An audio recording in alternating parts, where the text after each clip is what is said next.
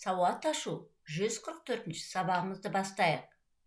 Бүгінгі сабағымыздың тақырыбы нәтиже сабақ, мен не үйрендім.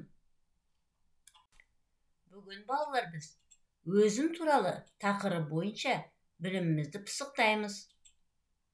Оқулығымыздың 115-ші бетін ашып, бірінші тапсырмаға қарайық.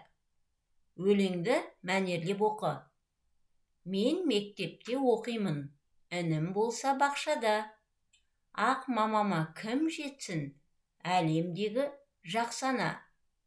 Нұтфолла Әлімқұлов. Екінші тапсырма. Сұрақтың дұрыс жауабын тап. Сәйкестендір. Ақылдыға не жарасады? Құланға не жарасады? Жыланға не жарасады? Әтешке не жарасады? Шақырған, пысқырған, ысқырған, оқыған сөздерінің тиістісін сәйкестендірейік, балалар. Үшінші тапсырма. Түсініп оқы. Асқар ұлуды ұстап алып, үйге әкелді. Сен мен үйіңе неге әкелдің деп таңданды ұлу.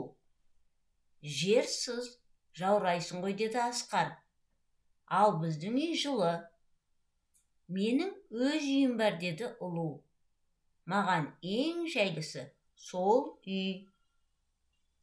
Балалар, мәтіндегі қарамен берілген сөздерге мағынасы қарама қарсы сөздерді тап. Балалар, мен жұмыс жасаймыз.